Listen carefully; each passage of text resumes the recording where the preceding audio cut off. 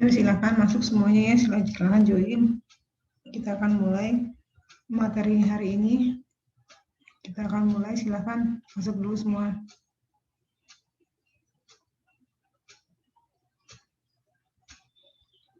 Presensi online silakan isi.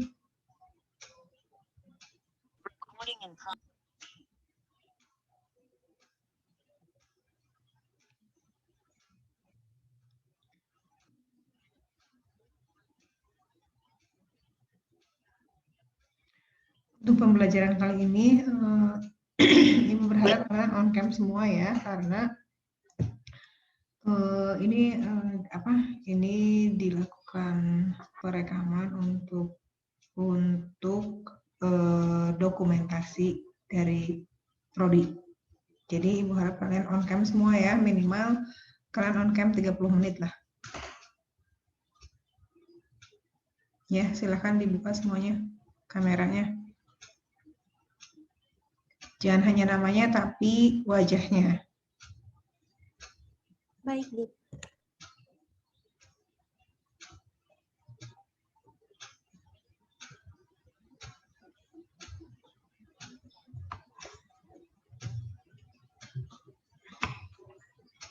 Kita mulai aja sekarang ya.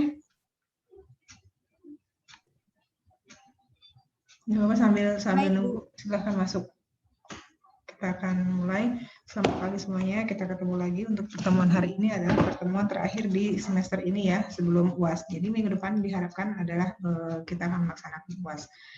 Nah, tolong teman-teman semua diperhatikan karena pada saat UAS besok itu materinya sampai ke sistem informasi akuntansi. Otomatis untuk hari ini kita akan belajar tentang sistem informasi akuntansi itu terkait dengan sistem penjualan kredit, sistem piutang, sistem pembelian, sistem utang, sistem penerimaan dan pengeluaran kas, serta sistem penggajian dan pengupahan. Itu semua adalah yang memang biasanya ada di dalam perusahaan ya. Jadi sistem informasi yang biasanya berlaku di perusahaan itu adalah seperti itu. Nah, oleh karena itu mungkin hari ini karena satu pertemuan itu ada 6 ya, minimal itu 6 materi yang akan Ibu sampaikan. Jadi tolong diperhatikan karena Ibu akan ngebut gitu ya. Nah, tetapi nanti di ujiannya ini banyak sekali permasalahan sebenarnya. Dan Ibu berharap bahwa ini akan bisa menjadi bekal buat kalian untuk nanti misalkan kalian akan melakukan KPI gitu ya. Dan kemudian kalian akan menyambungkan dengan mata kuliah sistem informasi komputer yang disampaikan oleh Pak Adi gitu ya. Ini adalah secara manualnya. Baik, hari ini kita mulai dengan sistem penjualan kredit. Dalam mata kuliah akuntansi yang kemarin, itu kita sudah belajar bagaimana penjualan kredit secara akuntansi, bagaimana cara mencatat, bagaimana cara menjurnal gitu ya, catatan seperti apa, dan sistem penjualan ini ada aturan jual beli secara kredit seperti apa, itu kita sudah belajar. Nah, sekarang kita belajar tentang sistem informasi akuntansinya.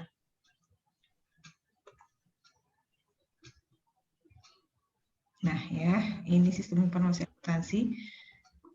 Nah, sistematika yang akan kita pelajari hari ini adalah deskripsi dari kegiatan pokok, kemudian fungsi yang terkait, informasi yang diperoleh oleh manajemen, kemudian dokumen yang digunakan, dan catatan akuntansi yang digunakan, serta jaringan prosedur yang membentuk sistem, unsur sistem pengendalian intern, dan bagan alir dokumen. Dan ini semua ya, yang namanya fungsi yang terkait, kita sudah belajar informasi yang diperoleh oleh manajemen, kita juga sudah mempelajari, dokumennya sudah dipelajari, catatan akuntansi yang digunakan juga sudah mempelajari, dan sekarang kita akan masuk ke dalam jaringan prosedur yang membentuk sistem untuk penjualan kredit ini seperti apa, dan unsur pengendalian intern. Kemarin kita juga sudah belajar unsur pengendalian sistem pengendalian intern ya. Oleh karena itu mudah-mudahan kayak yang kemarin disampaikan itu bisa kalian terima, dan sekarang kita akan mengimplementasikannya di dalam setiap sistem informasi yang digunakan dalam satu perusahaan.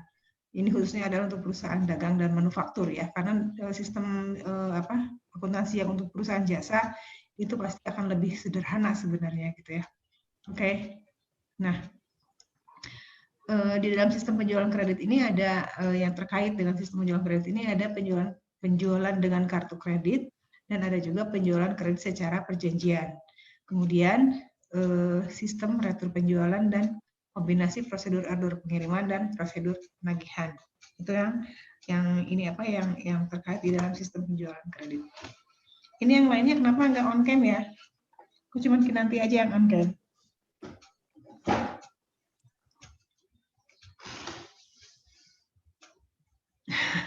Kenapa hanya kelihatan Kinanti doang wajahnya, yang lain mana?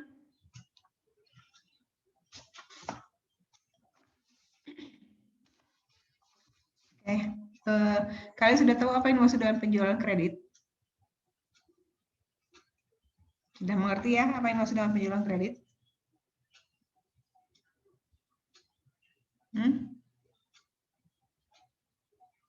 Apa yang dimaksud dengan penjualan kredit? Yang kemarin kita belajar dari akuntansi, penjualan kredit itu apa sih?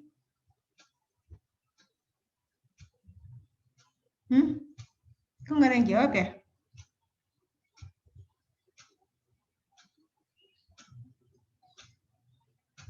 Baik, kalau nggak ada yang jawab ya sudah, kita lanjutkan aja. Nah, di sini kita akan melihat struktur organisasi.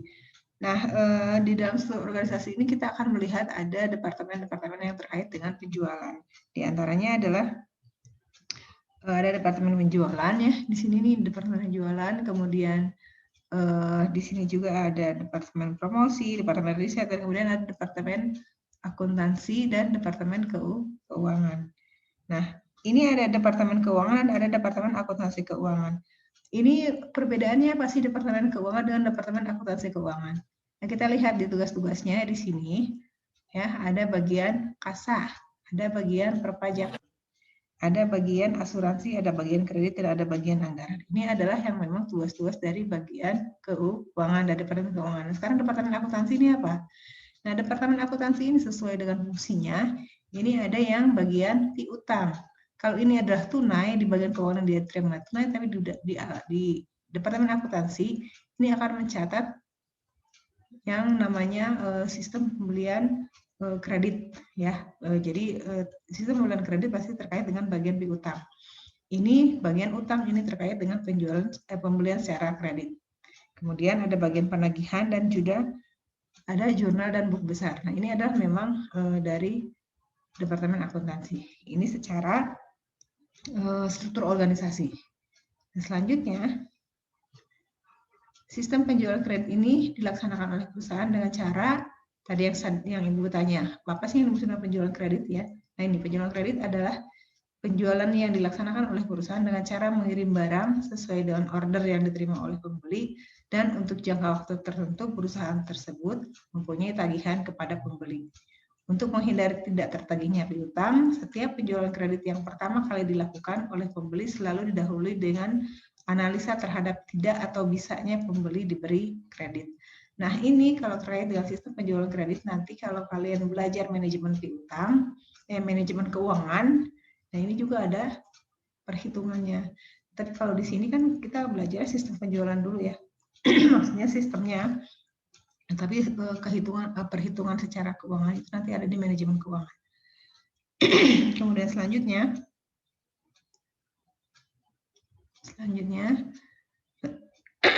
nah ini tadi sudah disampaikan bahwa penjualan kredit itu ada yang dengan menggunakan kartu kredit perusahaan. Nah, aturan mainnya penjualan kredit dan kartu kredit ini adalah perusahaan mengeluarkan kartu kredit perusahaan, kemudian diterbitkan oleh perusahaan tertentu untuk para pelanggan. Kemudian pelanggan melalui seleksi berdasarkan kemampuan membayar kredit dan karakternya. Dan kartu kredit hanya dapat digunakan pada perusahaan yang menerbitkannya. Pada akhir bulan, perusahaan akan melakukan penagihan. Nah, ini kalau mungkin kalian sudah sering ya menggunakan kartu kredit dalam setiap transaksi keseharian kalian gitu.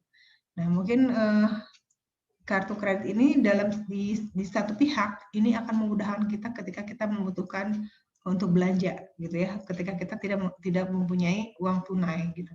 Tetapi di satu pihak juga kalau kita tidak pandai-pandai dalam memanage kartu kredit ini juga akan menjadi bumerang bagi kita. Bagaimana kita akan bisa malah tertekan, tidak terkendali, kita akan menjadi lebih konsumtif karena penggunaan kartu kredit ini. Gitu. Tapi ya diharapkan adanya kartu kredit ini sebenarnya bukan untuk membuat kita menjadi terbelit hutang, tetapi sebenarnya adalah bagaimana kita cara memanage keuangan kita dengan menggunakan kartu kredit ini, gitu ya. Jadi hati-hati ya kalau misalnya kalian semua menggunakan kartu kredit dalam kehidupan keseharian kalian ya, dalam pembelanjaan gitu, karena dengan kartu, apalagi yang baru pertama kali mempunyai kartu kredit, kayaknya kayaknya perasaannya tuh bangga nih saya dipercaya mempunyai kartu kredit gitu untuk belanja. Tapi kenyataannya ketika kita sudah sudah menggunakan kartu kredit pertama, mungkin kita suka gitu ya. Lama-lama kita malah jadi konsumtif, setiap beli pakai kartu kredit, setiap beli pakai kredit. Tapi pada kenyataannya ketika ada penagihan nih, pada akhir bulan perusahaan akan melakukan penagihan, kita merasa dirampok biasanya kayak gitu kan. Apalagi kalau kita belum mempunyai penghasilan yang tetap gitu. Nah, oleh karena itu untuk penggunaan kartu kredit ini silahkan aja kalian harus bersikap bijak gitu. Nah, ini seperti ini siklusnya. Sebentar dulu kok kenapa jadi ini batuk ya. Nah, ini perusahaan kan menerbitkan kartu kredit, kemudian si pelanggan ini menggunakan kartu kredit ya. Di sini dulu ya. Nah, pelanggan pemegang kartu kredit ini membeli barang atau jasa dengan menggunakan kartu kredit perusahaan tersebut ya. Kemudian perusahaan penerbit kartu kredit ini secara periodik dia akan melakukan penagihan kepada pelanggan pemegang kartu kredit tersebut. Ini ada siklusnya seperti ini. Itu penjualan kredit dengan kartu kredit perusahaan. Ya mungkin ini paling gampang ya siklus kayak gini karena memang sering kita jalankan gitu. Kemudian ini fungsi-fungsi yang terkait dengan sistem penjualan kredit ini, yang pertama adalah fungsi kredit. Kemarin kita sudah belajar tentang sistem pengendalian intern ya. Sistem pengendalian itu jaringan prosedur yang terkait apa aja, fungsi yang terkait apa aja, kemudian fungsi otorisasi, kemudian dokumen yang digunakan gitu ya. Nah, salah satunya adalah ini fungsi yang terkait dalam sistem penjualan kredit. Yang pertama adalah fungsi kredit.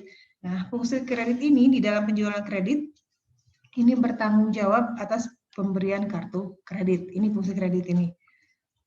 Jadi dia kalau misalnya tadi penggunaan kartu kredit ya, berarti di fungsi kredit ini adalah dia akan bertanggung jawab atas pemberian kartu kredit kepada pelanggan dalam fungsi ini, dalam fungsi kredit ini ya.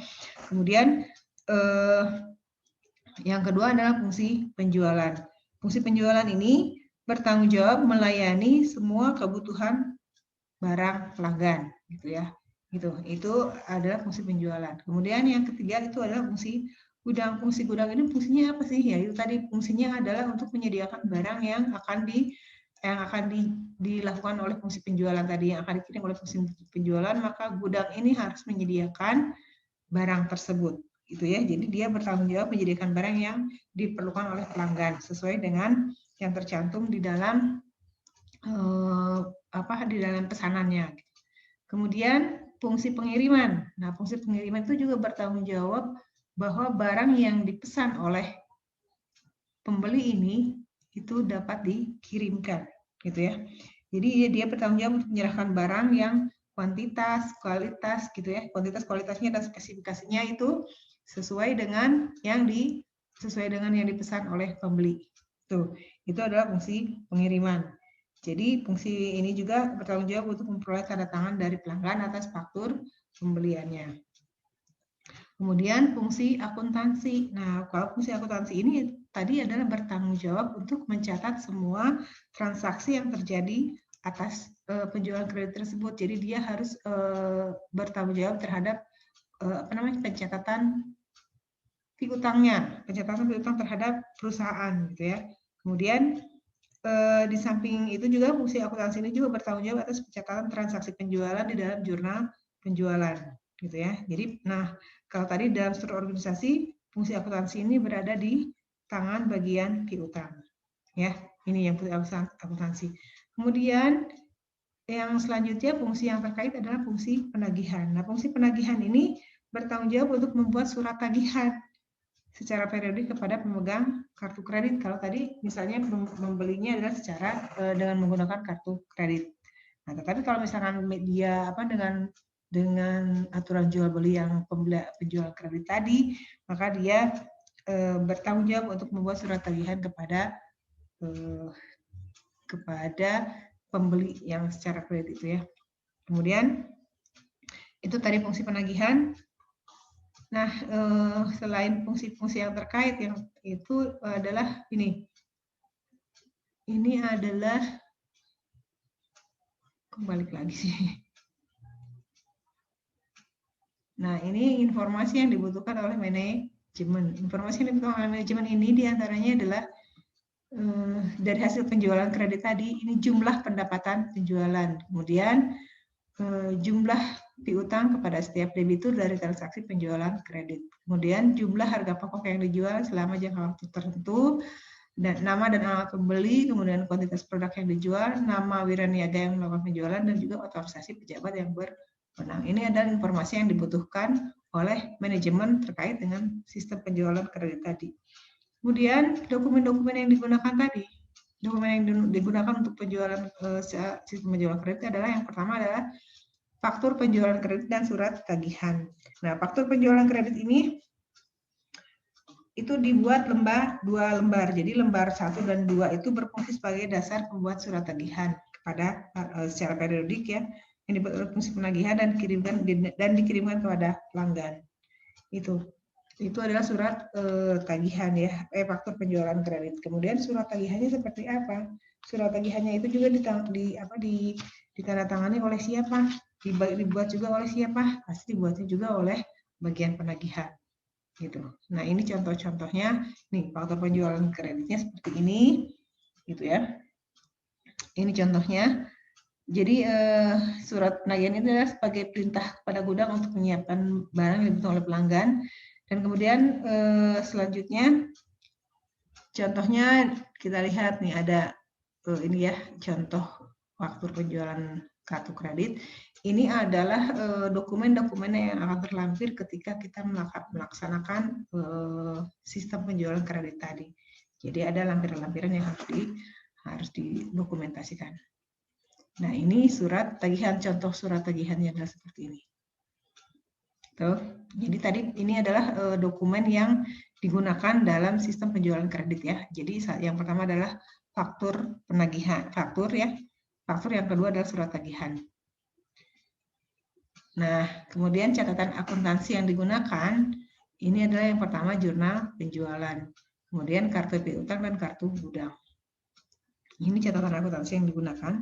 Nah, jurnal penjualan ini adalah catatan akuntansi yang digunakan untuk transaksi penjualan baik secara tunai maupun kredit. Gitu ya. Jadi memang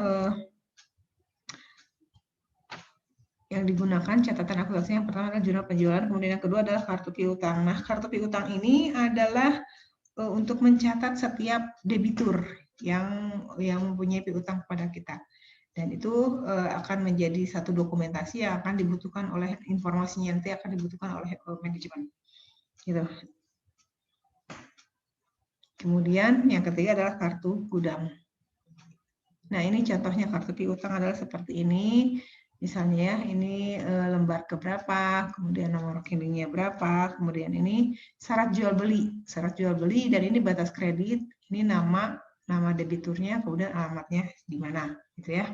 Ini kartu piutang contohnya, kemudian ini adalah kartu gudang. Nah, kartu gudang ini sebenarnya ini termasuk ke dalam catatan. Kenapa masuk ke dalam catatan akuntansi? Sebenarnya ini bukan termasuk dalam golongan catatan akuntansi ya.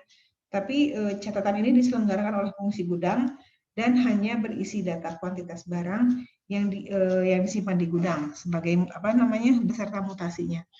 Jadi sebenarnya ini adalah bukan termasuk dalam golongan catatan akuntansi, tapi ini adalah untuk mencatat mutasi persediaan barang di gudang.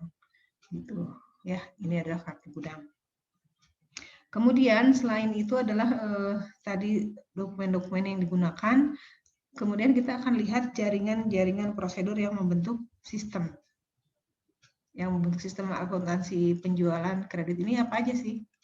Nah ini ada prosedur order penjualan, ada prosedur pengiriman barang, ada prosedur pencatatan piutang, ada prosedur penagihan, dan prosedur pencatatan penjualan. Nah kalau kita lihat ya dari awal, ketika kita belajar tentang aturan aturan jual beli, itu kan hitungannya ya, kita belajar hitungannya. Nah, bagaimana nanti hitungan ini diimplementasikan di dalam sistem? Ini ada prosedur yang membentuk sistem tersebut. Yang pertama adalah prosedur order penjualan. Kalian sudah tahu bagaimana prosedur order penjualan? Ketika kita belajar tentang belum belajar ini ya. Kita akan bahas satu persatu aja ya. Nah, prosedur yang pertama adalah prosedur order penjualan. Jadi dalam prosedur ini ya, fungsi penjualan ini menerima order dari pembeli dan kemudian menambahkan informasi penting pada surat order dari pembeli tersebut. Kemudian fungsi penjualan membuat faktur penjualan dan mengirimkannya kepada berbagai fungsi yang terkait tadi, gitu ya. Jadi prosedur order penjualan ini si customer itu mengirimkan surat order pembelian, gitu ya. Di dalamnya itu ada informasi tentang barang-barang yang akan dibeli kepada perusahaan ini, perusahaan kita contohnya, gitu ya. Kemudian surat order penjualan ini disampaikan kepada fungsi penjualan. Nah, fungsi penjualan ini kemudian membuat faktur penjualan dan mengirimkan faktur penjualan tersebut ke berbagai fungsi yang terkait di dalam sistem pembelian kredit, sistem penjualan kredit ini. Gitu. Kemudian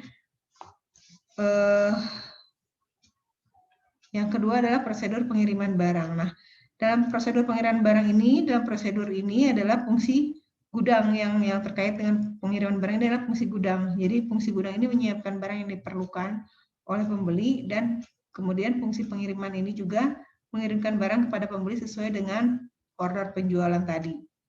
Gitu ya, sesuai dengan informasi yang tercantum di dalam order penjualan, order pembelian, surat pesanan ya, order pembelian, surat pesanan, kemudian dengan faktur penjualan dari bagian order penjualan tadi. Gitu. Nah, pada saat penyerahan barang ini, si fungsi pengiriman ini juga mencantumkan tanda tangan. Jadi meminta tanda tangan. Jadi ketika dia mengirimkan itu meminta tanda tangan si penjual juga, bukan penjual, penerima barang. Yang memesan barang, gitu ya.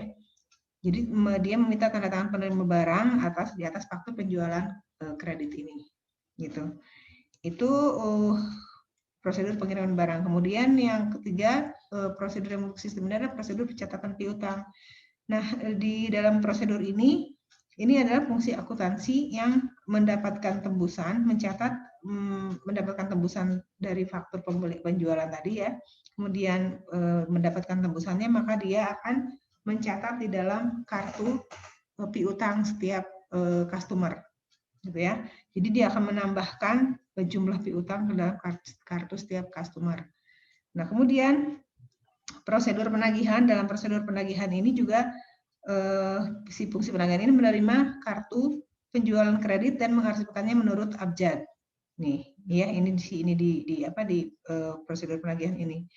Nah, kemudian dia akan mengirimkannya kepada pemegang kartu kredit perusahaan dilampiri dengan faktur penjualan kredit tadi, gitu ya. Jadi prosedur penagihan ini dia akan membuat surat penagihan kepada customer sesuai dengan apa yang faktur penjualan dan surat pengiriman barang. Ini prosedur penagihan ini. Nah, kemudian prosedur pencatatan penjualan ini juga adalah fungsi dari bagian akuntansi untuk mencatat transaksi penjualan kartu kredit ke dalam jurnal penjualan. Ini jalan prosedur yang membentuk sistem. Kemudian selanjutnya Nah, ini bagan alirnya adalah seperti ini. Bagan alirnya berarti bagian-bagian tadi yang terkait, ya, yang terkait tadi adalah ada bagian order penjualan, ada fungsi gudang atau bagian gudang, ada bagian pengiriman, dan ada bagian piutang. Jadi kalian mungkin sudah mengenal ya, ini yang namanya flow chart, sudah belajar kan flow chart ya, bagaimana prosedur ini terjadi. Sebentarnya,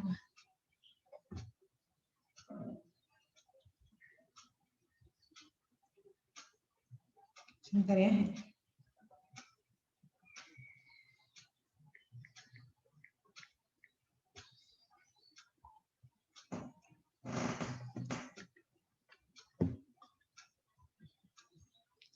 Nah, kita apakah ini perlu dijelaskan nggak ini alur-alurnya? Kemarin kan si contoh-contoh ini apa namanya ini nih, ini apa itu sudah tahu ya kalian ya. Jadi ini alurnya adalah bahwa di dalam pembelian, di dalam sistem penjualan kredit ini ada 4 bagian yang terlibat, gitu ya. Ada bagian order penjualan, ada bagian gudang, ada bagian pengiriman, dan bagian piutang. Kemudian prosedur yang pertama adalah ini dari bagian order penjualan, nggak kelihatan ya ini ya. Ini nih, yang ini. Sini udah gede. Ini enggak ya, nggak bisa ya. Kelihatan nggak ini kalian? Enggak, Ibu. Enggak ya? Masih, Bu. Nggak jelas ya? Nggak jelas? Enggak, Bu. Oh, gimana tuh cara memperlihatkan supaya jelas ya? Ini nggak bisa digedein lagi soalnya. Jadi ini Ibu bacakan aja ya. Yang ini adalah bagian order penjualan. Nah, prosedur di dalam di bagian order penjualan ini adalah seperti ini. Yang pertama adalah bagian order penjualan ini adalah menerima order dari pelanggan. Sama Ibu juga nggak kebaca sih sebenarnya, tapi di bawah Ibu kan ada ini ya, ada yang tercetak. Jadi Ibu baca dari yang tercetaknya aja ya. Ibu bacakan aja ya. Jadi di bagian order penjualan ini prosesnya adalah dia menerima order dari pelanggan. Kemudian setelah menerima order dari pelanggan, ini kalian tahu kan bahwa ini adalah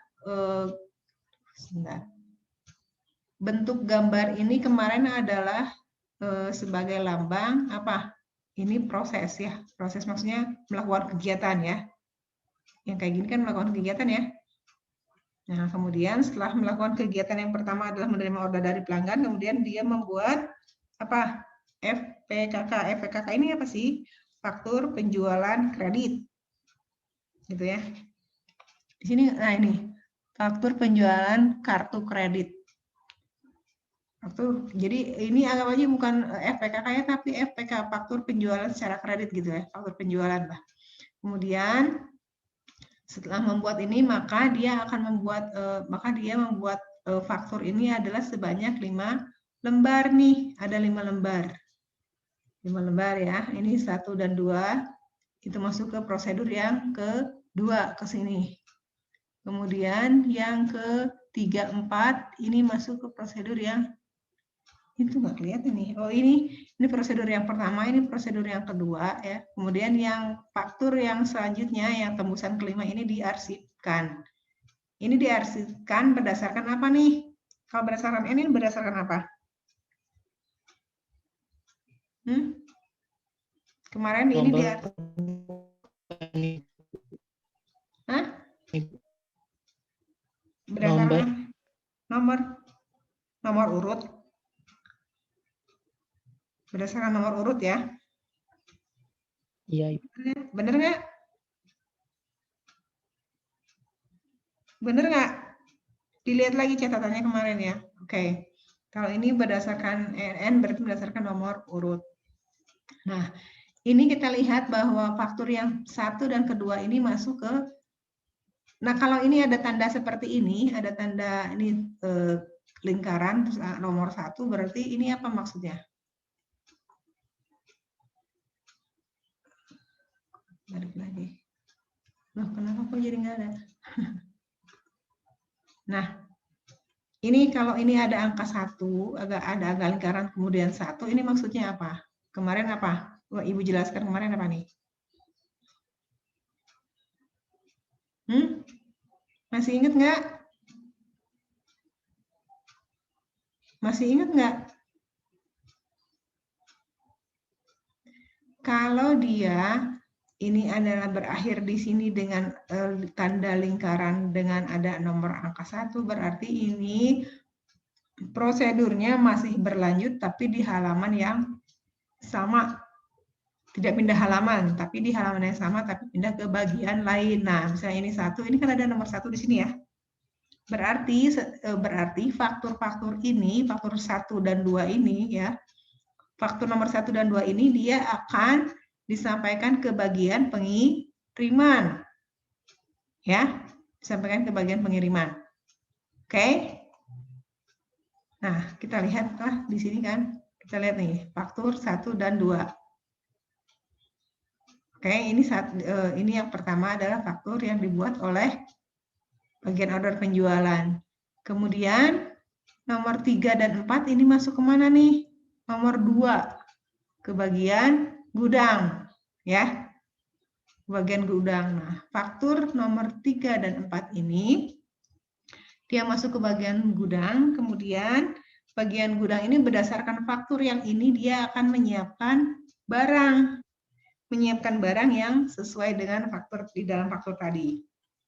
Nah, kemudian dari faktur ini, yang 3 dan 4 ini, yang faktur ketiga, dia akan mengarsipkan sesuai dengan nomor urut dan mencatat di kartu gudang, mencatat pengeluaran di kartu gudang berdasarkan faktur ini. Gitu ya. Bisa dipahami ya?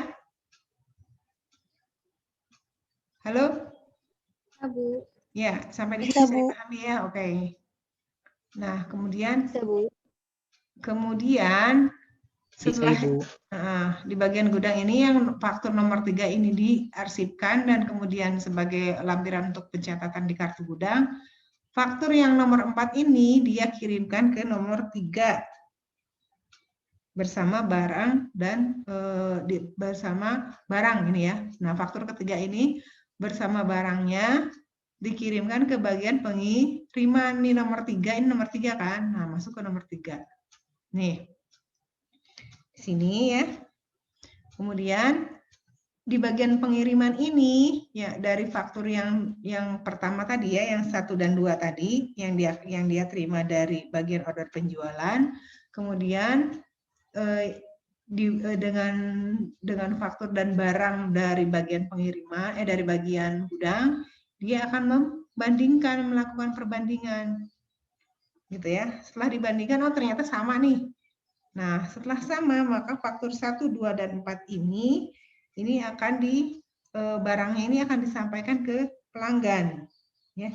Ini kan tadi di sini kan bersama barang ya. Nah, pada saat ini kan dikirimkan ke bagian pengiriman bersama barang.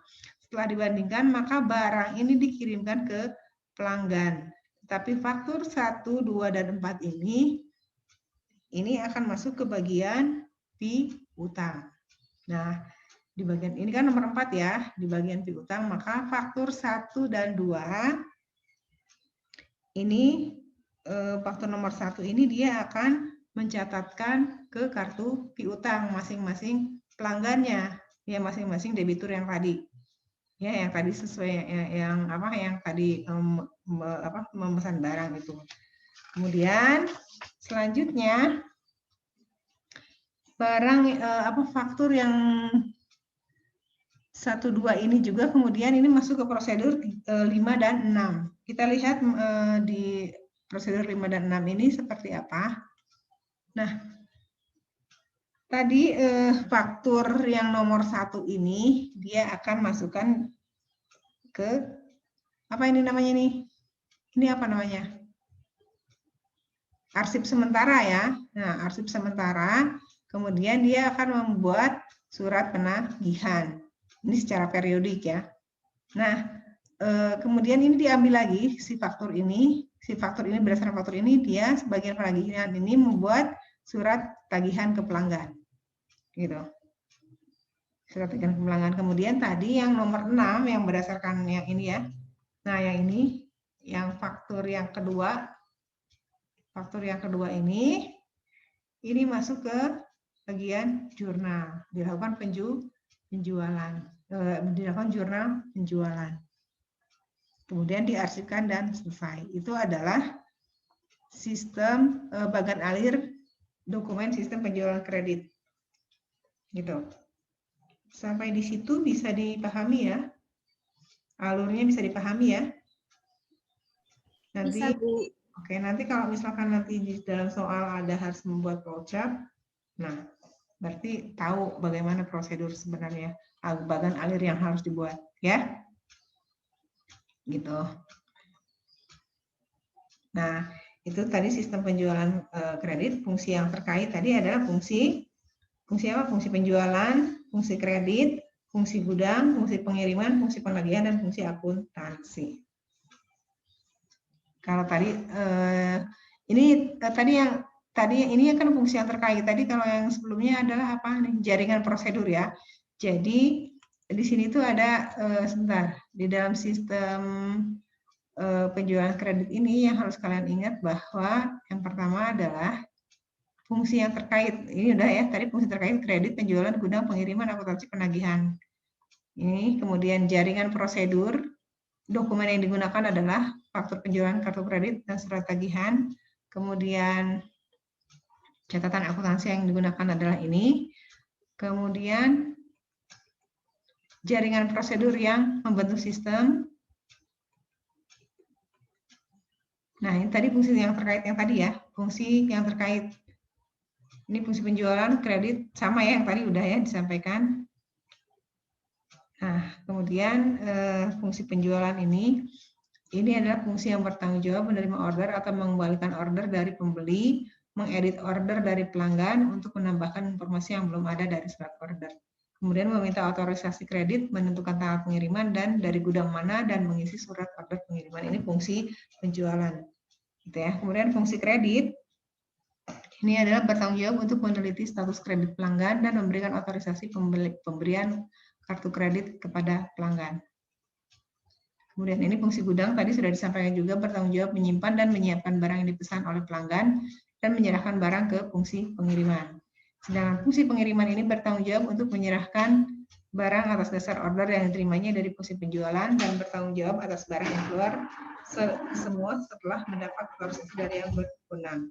Itu. Ini fungsi yang terkait. Ini juga fungsi. Jadi ini bisa kalian baca sendiri aja ya. Nanti Ibu kirim ininya ya. Kirim slide-nya. Nah, ini tadi sudah disampaikan juga informasi yang diperlukan oleh manajemen. Jumlah pendapatan, jumlah piutang, jumlah harga pokok produk, kemudian nama dan alamat pembeli, kuantitas produk yang dijual, nama wira niaga, dan otorisasi pejabat yang berwenang. Tuh. Kemudian dokumen yang digunakan, surat order pengiriman dan tembusannya, faktur dan tembusannya, rekapitulasi harga pokok penjualan, dan bukti memorial. Tadi beda dengan dokumen yang tadi yang digunakan tadi, bedanya apa? Kalau tadi itu dengan kartu kredit ya, kalau ini adalah sistem penjualan kredit yang secara perjanjian, gitu ya. Jadi ini sebenarnya dokumen-dokumen yang digunakan ini lebih banyak. Nah, ini surat order pengiriman ini merupakan lembar pertama surat order pengiriman yang memberikan otorisasi kepada fungsi pengiriman untuk mengirimkan jenis barang dengan jumlah dan spesifikasi seperti yang ada dalam dokumen. Kemudian tembusan kreditnya digunakan untuk memperoleh status kredit pelanggan untuk mendapatkan otorisasi penjualan kredit dari fungsi kredit. Gitu ya. Tapi kalau menurut Ibu sih tadi dari prosedur yang tadi, dari bagan alur yang tadi ya, kalian tinggal membuat narasi seperti ini. Narasinya jadi apa sih, dokumen apa sih yang digunakan? Nah, nanti kalau misalkan membuat satu flowchart, narasinya kalian jelaskan gitu ya, lebih detailnya di narasinya. Kemudian ini surat pengakuan dikirim oleh fungsi penjualan, kemudian juga surat